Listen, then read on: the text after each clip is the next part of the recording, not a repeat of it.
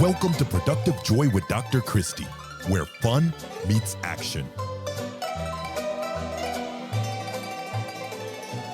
Hi, friends. Welcome to Productive Joy, the recap. Today, we're recapping Kristin Haluch.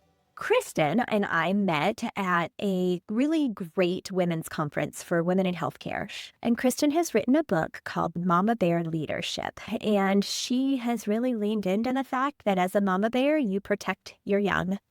You protect the people around you, and you do some really great things to make sure that they have everything that they need to be successful. She translated that not just into parenthood, although she has translated into that as well, but she translated it into the workspace. She was actually called a mama bear before she had children. But now that she does have children, she recognizes that she likes to protect people, period.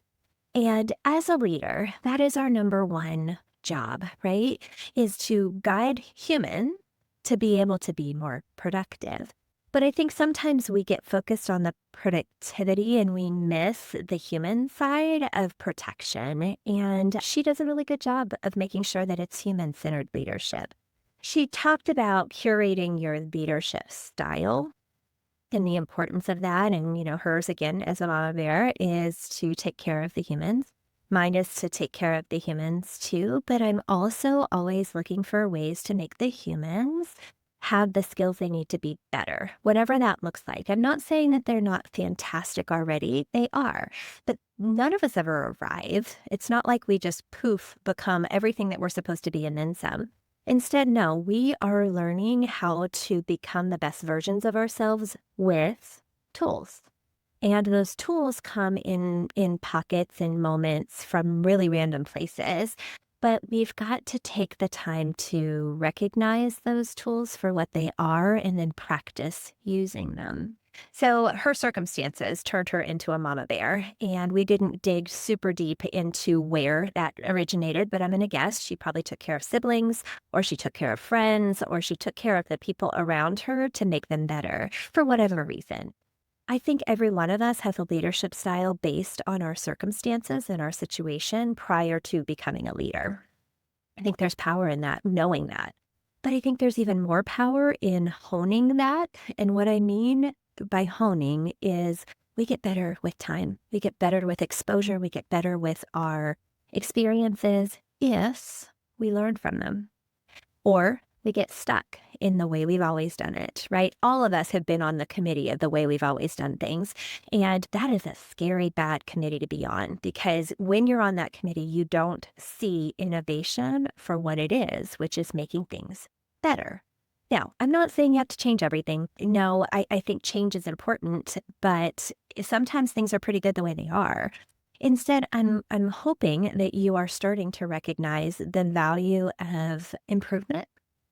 And recognizing that things can get better, and how they get better is up to you, and you have a lot of influence over that betterness, whatever that might be. So today, I want to encourage you to recognize that who you are is exactly who you're supposed to be. 1. 2, your leadership style is fantastic and can get better. And 3, when you take care of the humans, really great things can happen. If you don't choose to take care of the humans, you better be ready to clean up your mess, because it's going to be a mess. So I don't know who needed to hear that little monologue today, but I do know that as we are trucking straight through the end of June, we are halfway through our year. And we get to decide what we're going to do with the second half. And that second half should be fantastic if we let it. It might involve some change that we weren't anticipating. It might involve some shifting, which feels a little scary. But you know what? It's exactly where you're supposed to be. So I encourage you today to embrace the change, to recognize that although all change comes with loss, it is okay, because really great things happen on the other side. And change doesn't mean bad. Change can mean better. So today, I need you to grab a nugget or two of wisdom. I don't know what you latched onto, but I would love to. You can email me at Christie, Christie, at intentionalitygroup.com. And just tell me, hey, Christie, this is what I'm dealing with, or this is what I'm thinking about, or this is what I'd like to do. And let's talk, because I do believe that I might have a little bit of wisdom that would be helpful, or I can be a really good listening ear.